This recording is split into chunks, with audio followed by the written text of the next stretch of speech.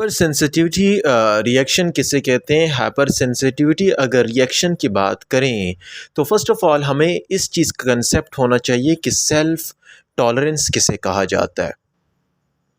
Self tolerance एक ऐसा system है, ये सेल्फ टॉलरेंस हमारी बॉडी में अल्हम्दुलिल्लाह एक ऐसा सिस्टम है कि इसमें हमारा जो इम्यून सिस्टम है,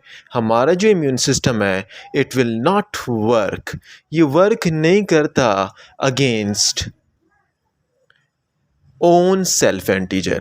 हमारे जो बॉडी के अपने ही एंटीजन हैं, इसके अगेंस्ट ये काम नहीं करता क्या ये इम्यून सिस्टम।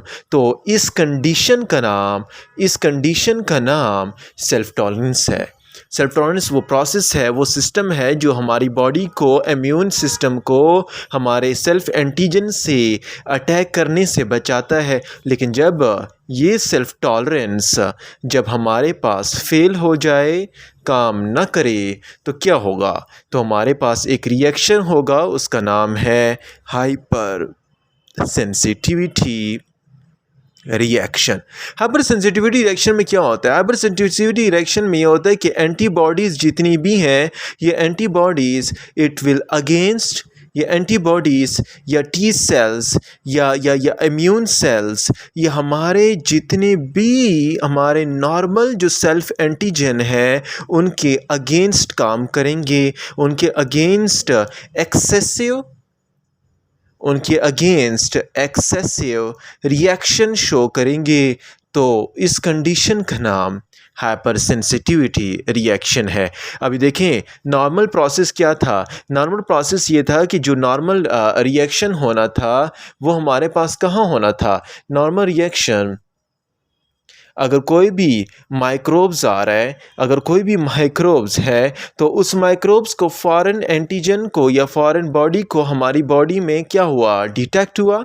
डिटेक्ट होने के बाद उसे प्रेजेंट किया, किसको? टी सेल को। प्रेजेंट करने के बाद, टी सेल को प्रेजेंट करने के बाद उस बॉडी की क्या हुई? किलिंग हुई। उस बॉडी की जर्म्स की फेगोसाइटोसिस या किलिंग हुई किस इस प्रोसेस के थ्रू।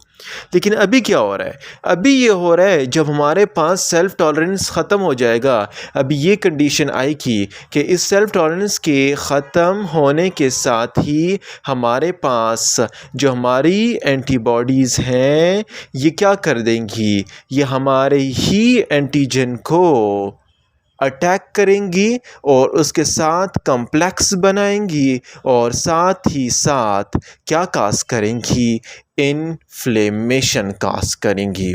तो अभी हमारे पास सेल्फ टॉलरेंस ख़त्म होना था और यहाँ पर इन्फ्लेमेशन काज होनी है। तो इस कंडीशन का नाम क्या? कंडीशन का नाम हाइपर सेंसिटिविटी रिएक्शन है। मैं इसके अलावा अगर आपको बता दूँ एक कंडीशन है, जिस तरह की मैं छोटी सी मिसाल दे देता हूँ कि पोस्ट स्ट्रेप्टोकोकल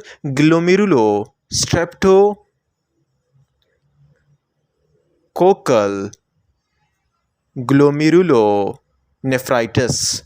ये एक ऐसी कंडीशन है कि इसमें भी हमारे पास एंटीजन एंटीबॉडी का कम्प्लेक्स बन जाता है और वो कम्प्लेक्स बनने के साथ ही इन्फ्लेमेशन काज हो जाती है। इसके साथ साथ अगर मैं टी सेल रिस्पॉन्स की बात करूं, टी सेल रिस्पॉन्स की अगर बात की जाए, जिस तरह के हमारे पास क्या बनता है? ग्रेन्युलोमा बन जाता है। किस में?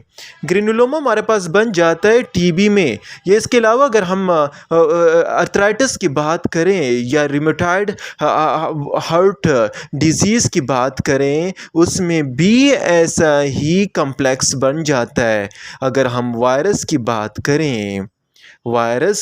करें तो वायरल हेपेटाइटिस में भी इस तरह कम्प्लेक्स तो मतलब ये है कि सारे इन सेल के एक्शन और रिएक्शन की वजह से होता है। जब एक्शन होगा और उसका बॉडी पर रिएक्शन होगा तो उसकी वजह से कंडीशन आएगी, उस कंडीशन का नाम हाइपर सेंसिटिविटी रिएक्शन है। अभी देखें, कहा जाता है कि हमारी एनवायरनमेंट में सिर्फ़ और सिर्फ हमारे एनवायरनमेंट में सिर्फ़ और सिर्फ 20% लोग ऐसे हैं जो क्या है, जो एलर्जिक हैं। किसको? जो एलर्जिक है डस्ट को, जो एलर्जिक हैं डैंड्रफ को, जो एलर्जिक हैं डस्ट माइट्स को, जो एलर्जिक हैं मेटल्स आयन को। तो मतलब ये है कि जो सोसाइटी में जो पोलन वगैरह जो चीज़ें एलर्जी हैं उसके लिए 20% लोग एलर्जिक हैं। वो 20% लोग एलर्जिक कैसे हैं? क्योंकि उसकी बॉडी का एंटीबॉडी वो डायरेक्ट इनके साथ खालिफ एक्शन करके हमारी बॉडी में क्या शो करती हैं? इन्फ्लेमेशन शो कर देती हैं। तो देखें नॉर्मल प्रोसेस क्या था? सेल्फ टॉलरेंस का नॉर्मल प्रोसेस ये है कि प्रोटेक्शन करना, हमारी बॉडी को प्रोटेक्ट रखे कि हाइपर सेंसिटिविटी रिएक्शन ना हो। लेकिन जब ये फेल हो जाता है तो हमारे पास क्या हो जाता है? हमारे पास इम्यून मेडिएटेड डिजीज़ काज हो जाती है।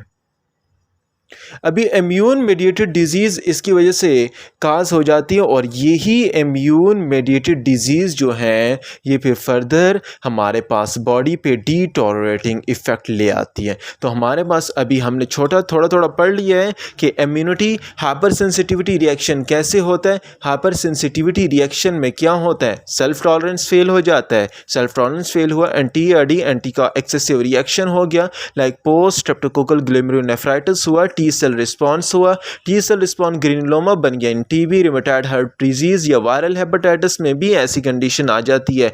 या हम आगे बात करें रोमेटिक हार्ट डिजीज़ में भी ऐसे हो जाता है। और इसके साथ साथ 20% लोग जो पीपल हैं वो एलर्जिक हैं किस चीज़ को? डस्ट को, डैंड्रफ माइट्स और मेटल्स और इसके साथ पुलेंस को। उसमें क्या होता है? उसमें भी यही कंडीशन आती है। एंटीबॉडी जो होता है या सेल्स होते हैं हमारे वो अगेंस्ट हो जाते हैं किसके? माइक्रोब्स के, पोलेंस के, और कम्प्लेक्स बनाकर इन्फ्लेमेशन काज कर देते हैं। तो याद रहे कि ये इम्यून मेडिएटेड डिजीज़ जो इसमें काज हो जाती है वो क्या काज करती है? हाइपर सेंसिटिविटी रिएक्शन काज कर लेती है।